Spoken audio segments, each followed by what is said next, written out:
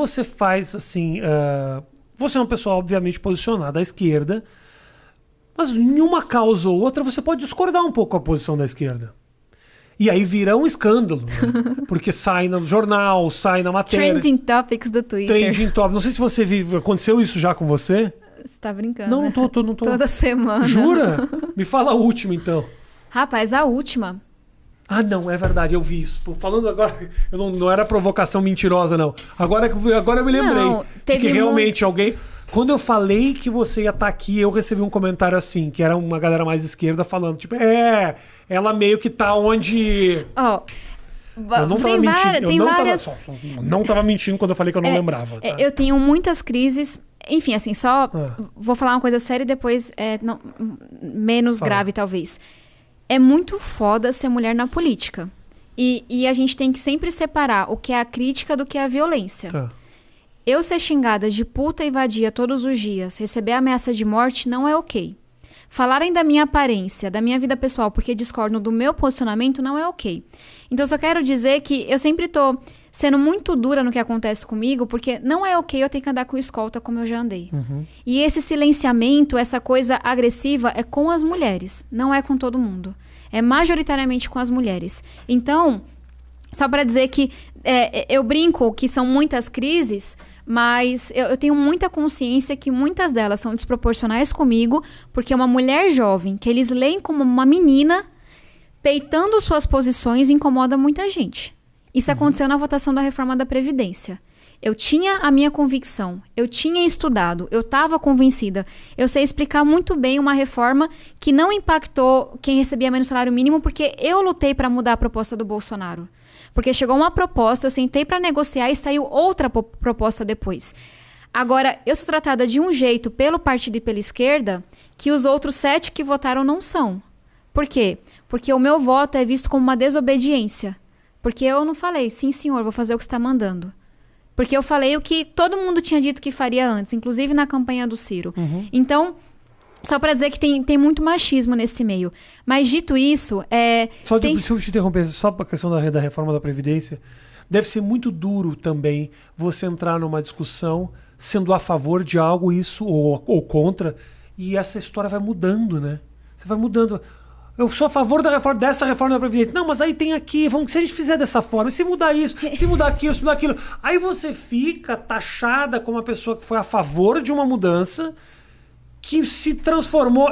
Eu que não sou político, eu fui a favor do marco civil da internet, logo que teve. Uhum. Fui super a favor, porque eu achava que era uma maneira de proteger melhor o conteúdo, que ninguém poderia simplesmente deletar as suas coisas como a granel, como tem sido feita. Aos poucos isso foi mudando, e chegou ao ponto de o governo falar. E se de repente criticarem o governo, será que a gente não pode também tirar do ar? Chegou nesse ponto. E eu fui o cara que foi a favor. Então eu respondi por ser a favor do marco civil da internet até virar outra coisa. E isso enfim... Eu nem sou político. Meu business não é esse. Mas teu é. O que você trouxe é muito importante, assim. Eu venho de um lugar em que esse debate esquerda-direita não importa para as pessoas. Então, eu sinto muito, tive uma trajetória diferente. Não fui de centro acadêmico, não fui de juventude partidária, porque política não era para mim, sabe? Então, eu não vou chegar com uma cartilha partidária decorada que não é atualizada há 200 anos, porque não, sabe, tem o seu valor na democracia, mas eu tô mais preocupada em resolver problema. Então, na hora que... Um exemplo, discussão do marco legal do saneamento. A gente tem metade da população brasileira sem saneamento. O modelo que tinha não estava resolvendo. É claro que eu votei a favor.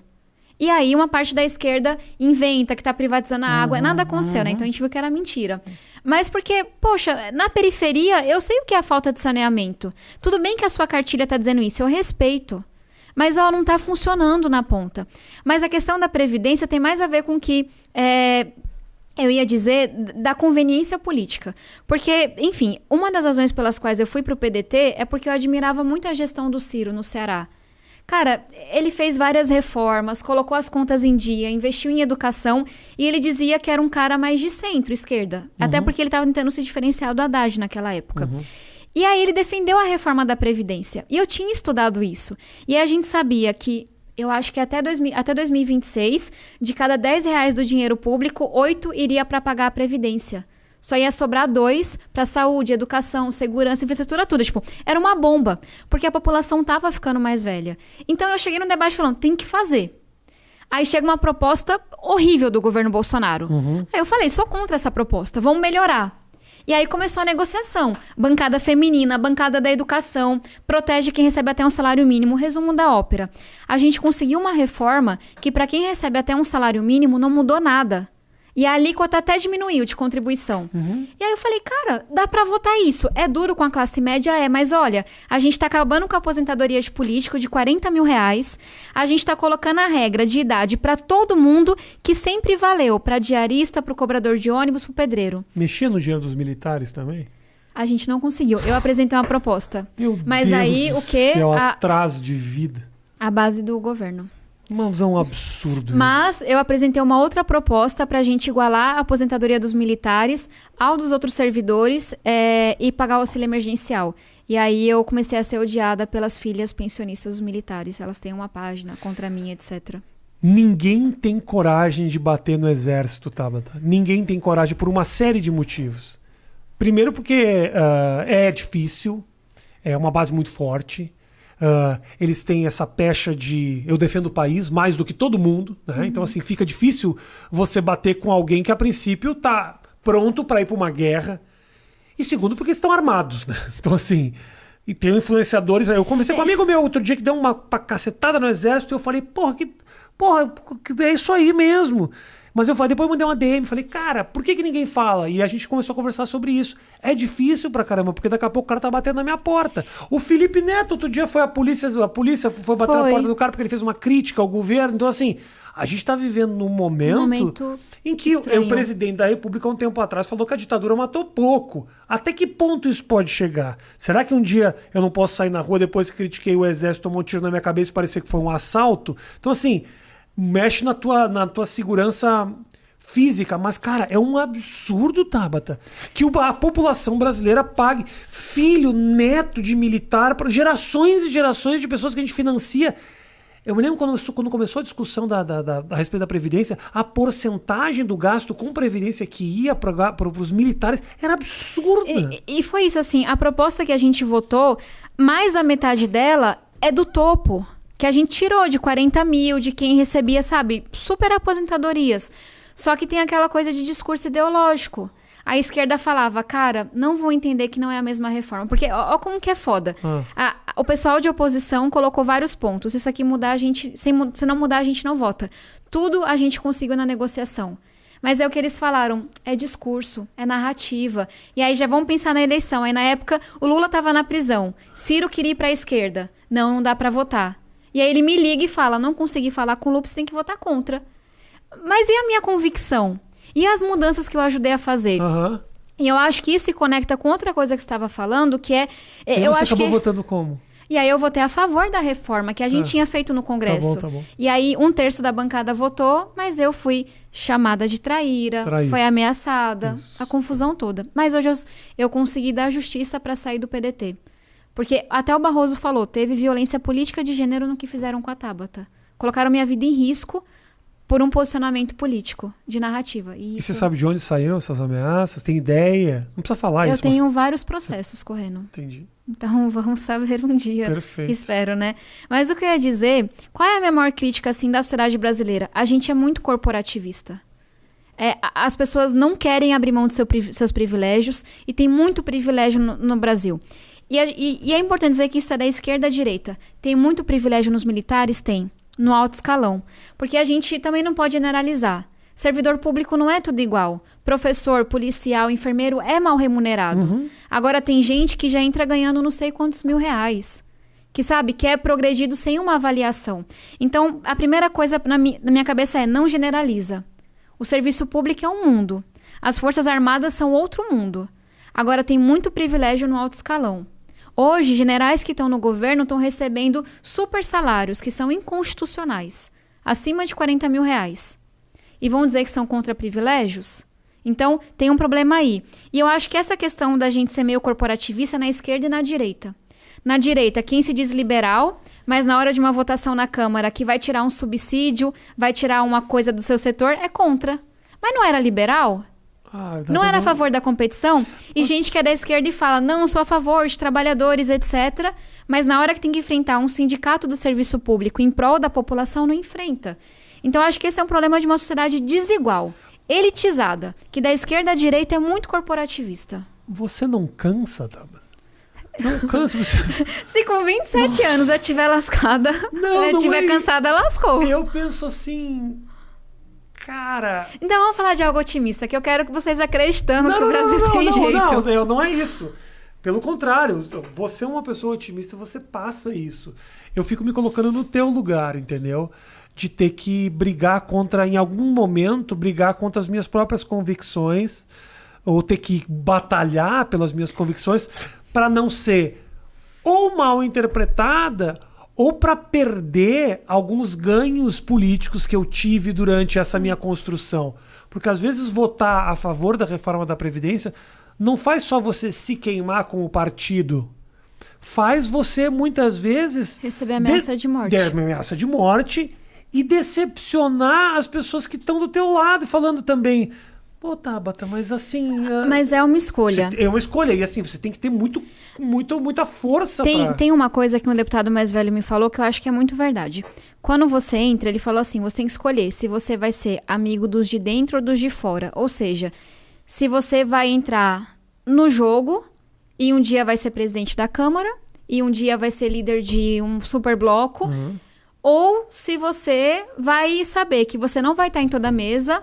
mas que você vai estar seguindo os teus valores. Pessoa, Tabata, não existe. Existem alguns, mas são... você quer debater? Não existe essa pessoa. Eu tenho bons parceiros. O senador Alessandro Vieira, que é com quem eu tenho um gabinete compartilhado, tá fazendo um trabalho show. Senadora Simone Tebet, senador Randolph, o deputado Felipe Rigoni lá na Câmara, o professor Israel. Tem muita gente boa. Só que não são tantos pra gente fazer frente nos 513. Agora, é que eu não quero que vocês fiquem pessimistas.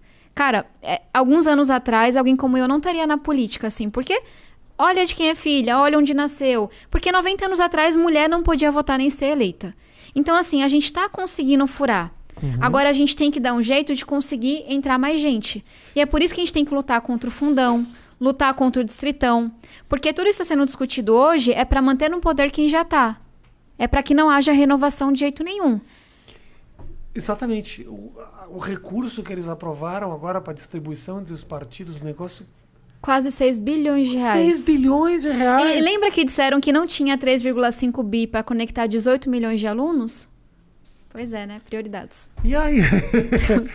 Cara, pois é, esse negócio... Estão dizendo que o Bolsonaro vai vetar, mas que ele já combinou todo o jogo para o Congresso derrubar o veto. O que a gente tem que fazer? Essa próxima votação é nominal. Vai ter o nome do deputado que votou, não só no orçamento inteiro, e aí eu já votei não, mas especificamente no fundo eleitoral. A gente tem que botar para quebrar. Tem que fazer pressão. Mas não teve agora na votação inicial umas figuras que saíram falando mal do projeto e votaram sim? Zambelli, Eduardo Bolsonaro. O Bolsonaro, não, é um absurdo. O próprio Bolsonaro. Sim. A base do governo votou pelo fundão. Isso foi acordado com o Bolsonaro. E aí, por que a gente critica? Eu não sou contra financiamento público de campanha. Eu sou contra que ele seja tão absurdamente alto e que ele não seja distribuído igualmente entre os candidatos. Hoje, como é que é? O dono do partido vai lá e coloca 2 milhões para um amiguinho, 2 milhões para o outro, 2 milhões para o terceiro. Claro, se é para ter financiamento público, tem que ser muito menor do que é hoje e distribuir igualmente. Eu fico... eu não sei qual seria a melhor solução para esse problema, Tabata. Você já pensou nisso? Porque você, por exemplo, é uma pessoa que, pela tua história, pela tua abertura, por ser quem você tem uma condição de atrair um investimento pelas tuas ideias, pelos teus ideais. Com certeza, se você conseguir 5 mil pessoas dispostas a trabalhar voluntariamente para você, isso significa que você tem condições de atrair muita gente para, inclusive, investir nas tuas ideias. Tem outros deputados que não têm, e que às vezes têm ideias muito específicas que também são importantes, ou que talvez não se comuniquem tão bem quanto você. Já ouviu falar do voto distrital misto? Eu já ouvi falar, mas é uma palavra muito difícil e eu não entendi direito como me explicaram. Eu defendo isso. Por quê? Fala. Só pra gente entender. Que eles Quer dizer, eu sei, mas fala pro nosso pessoal aí. Não, vamos lá. O que eles estão querendo defender hoje no Congresso? O distritão. Tá. Não tem nenhuma democracia minimamente respeitável que tenha distritão. Todas acabaram. O que é o distritão? É como se a gente tivesse quase que uma eleição majoritária para governador, para prefeito. Concorram, partido quase não importa mais, o mais votado é eleito. E isso, os estudos mostram, encarece muito a eleição. Isso vai fechando a porta. E a gente fez um programinha de computador e rodou as eleições de 2018 com o distritão. E a gente mostrou que menos mulheres teriam sido eleitas, menos negros, a única deputada indígena não teria sido eleita e de 17 deputados teriam sido reeleitos, no lugar de quem estava chegando pela primeira vez. Ou seja, é isso que eles querem. Dado que a gente está numa pandemia que não tem tanta pressão popular, eu defendo que a gente não tenha reforma nenhuma. Não vamos mudar nada, porque eu tenho medo do que está acontecendo. Mas se a gente tivesse uma reforma séria, eu defendo o distrital misto. São Paulo, são 70 deputados federais. Então, 35 cadeiras vão ser por distritos, que eu já vou explicar, 35 cadeiras por causas. Cada cidadão tem 2 votos. Então, a gente pega o estado de São Paulo e divide em 35 distritos. Eu não sei os dados exatos porque a gente nunca fez, mas eu acho que São Paulo seria uns 4 distritos, por exemplo, porque tem muita gente. No interior você teria distritos que são vários municípios menores. E aí, por que é importante? Cada região vai ter o seu representante. Fulaninho representa a região sul de São Paulo. Se fulaninho não fizer um bom trabalho, a gente sabe o nome dele, a gente sabe quem que é ele. A gente sabe a porta de quem bater na hora de cobrar. Exatamente. Também. É muito mais barato o fulaninho da zona sul de São Paulo fazer campanha do que ter que fazer campanha no estado inteiro, como é hoje. As campanhas brasileiras são muito caras. E aí, por que eu não defendo que seja só distrital puro, mas defendo que seja um misto? Porque tem gente que não tem causa territorial. Eu sou um exemplo. Eu não sou deputada de uma região. Eu defendo quase que uma pauta nacional, que é a pauta da educação, das mulheres. Sim. Quem está na pauta de combate à corrupção, de meio ambiente. Essa pessoa não dá conta de fazer uma campanha local. E aí tem 35 cadeiras que você pode fazer campanha no estado inteiro, mas com uma causa específica. Esse é o modelo alemão. Não é que vota pela causa, vota na pessoa. Vota na pessoa. Eu achei que você tinha uma causa específica. Não, eu só dei um exemplo, porque, por exemplo, um candidato da pauta LGBT, dificilmente ele vai ser o representante de um distrito. Área. Não entendi. Então, mas ele pode pegar votos de quem se mobiliza por aquela causa. Perfeito. E esse é um sistema que diminui muito o valor da eleição. Por que eu dei essa volta toda? Porque, na minha opinião, eu defendo cotas no parlamento para mulheres, defendo cotas de distribuição igual no financiamento para homens, mulheres, negros e brancos, mas o que eu acho que resolve mesmo é a população estar mais próxima e as campanhas poderem ser mais baratas. Porque na hora que uma campanha em São Paulo custa milhões de reais, tem gente que fala que é 10 milhões de reais e nada disso é declarado. Quem na periferia que vai conseguir? Porque eu tinha lá que convencer 500 pessoas a doarem para mim, enquanto algumas pessoas ou herdaram do avô ou receberam do dono do partido. Eu passei 1/3 da campanha pedindo dinheiro. As pessoas já começaram com dinheiro na conta. Então é muito injusta a competição, é muito, muito injusta. E aí eu acho que a gente tem que sempre buscar maneiras de baratear as eleições. Só mais uma coisinha que eu acho que também ajudaria. Fala mais de uma coisinha, não se preocupe, porque eu tô sendo super técnica aqui, mas tranquilo. Encontrar maneiras de diminuir o número de partidos e de candidatos. Em São Paulo, eu posso estar errando no dado, mas eu acho que foram 2.000 candidatos a vereadores no município. Quem tem condições de checar o histórico de 2.000 candidatos? Por quê? Porque a gente tem 35 partidos e cada um pode lançar 1,5 vezes o número de cadeiras. Então, tem várias coisas que diminuem o número de partidos. A gente não tem 35 visões de mundo. É uma palhaçada. Na hora que a gente tiver 8 partidos, a gente vai saber. Esse partido é de esquerda, esse é de centro-esquerda, esse é de centro ideológico. Mas ao mesmo tempo, posso estar enganado, mas assim, tem pequenos partidos que têm causas muito específicas que às vezes são interessantes para o debate também, né? Sim. Os pequenos partidos que defendem uma causa específica, uma determinada parcela da população, eu acho que às vezes os partidos pequenos eles trazem alguma coisa para o debate público também, não? Eu concordo com isso, mas é correto que a gente, em um país tão pobre como o nosso, financie 35 partidos, Concordo, 20 e poucos partidos? Concordo. Se isso for diminuir a quantidade de dinheiro que é distribuído, super top. Aí, também não adianta você tirar os partidos e pegar esses 6 bilhões e dividir em menos gente. Tem que aí reduzir. A corrupção aumenta ainda mais, porque os caras vão ter mais dinheiro na mão ainda. Com certeza. Mas eu falo que é importante diminuir o número de partidos, porque hoje quem sabe dizer qual é de direita, nem eles sabem dizer. É muito difícil. Então, na hora que você força a Acho ter um que nem partido... eles sabem se eles são de direita ou de esquerda também. Pois é. Poxa, pessoas que pensam mais parecido vão ter que se juntar. partidos pequenos de esquerda vão ter que caminhar juntos para ter força. Partidos pequenos de direita vão ter que caminhar juntos para ter força. Mas eu acho que isso é bom para a democracia.